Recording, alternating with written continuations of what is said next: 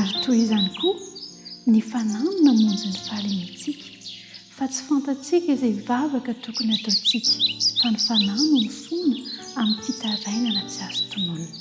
Romana 8:1-20. Mahafinaritra ny ten'Andriamanitra satria ny fanahy masina ihany koa dia mifona ho antsika ary voalaza ilay ten'Andriamanitra izay novakiana teo fa ny fanao izy ny mifona amin'ny fitarainana tsy azo tononona.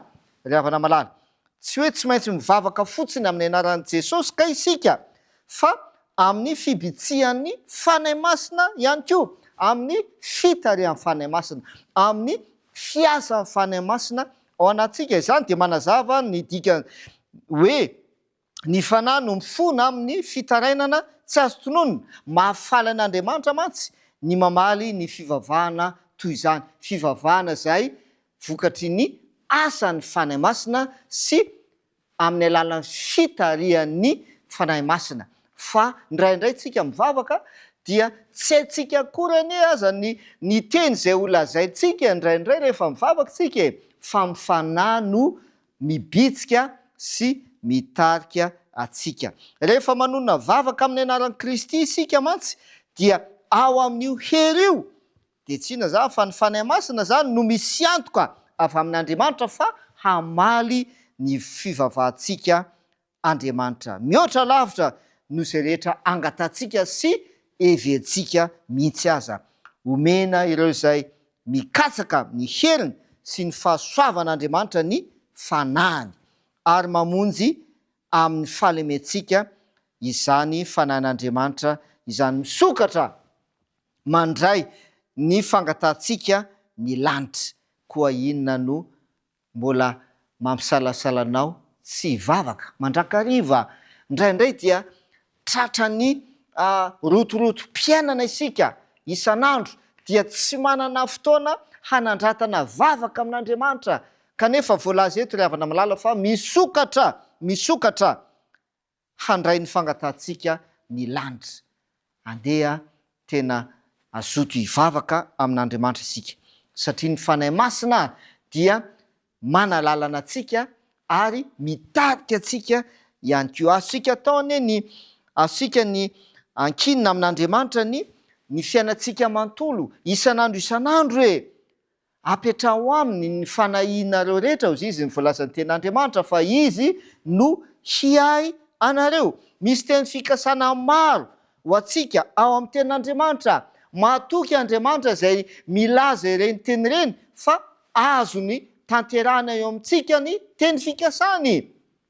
Nahoantsika no tsy mangataka mivavaka amin'ny alalan'ny vavaka amin'Andriamanitra ny amin'ireny teny fikasana izay omen'Andriamanitra ireny. Ry havana malala, mahazo mahatoky isika anio amin'ity andro anio ity fa velona Jesosy ary manao fanelanelanana ao antsika izy.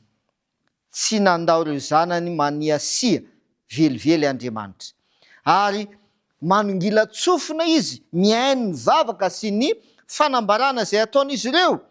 Ary Jesosy ihany koa dia mijery isan'andro sy isan'ora ireo izay maharitra mivavaka sy manakaiky azy. Dia ireo anjely ihany koa dia mamelatra ny elany vonina nitondra ny vavaka izay ataon'ireo zanak'Andriamanitra ho any amin'Andriamanitra any amin'ny seza fiandrianan'Andriamanitra. Ary mahafinaritra dia hoe hanoratra izany ao amin'ny bokin'ny lanitra. Ay, voarakitra ao amin'ny bokin'ny lanitra kay ny fangatahana sy ny vavaka izay ataontsika io. Amin'ity andro anio ity ara dia andeha isika hanokana fotoana hivavahana amin'Andriamanitra. Maro eo rotorotom-piainana, ny asa aman-draharaha izay misarika ny saina ary mahaverevitra mihitsy aza, fa zao andehantsika hanankina amin'Andriamanitra ny fiainantsika manontolo. Andeha hivavaka isika.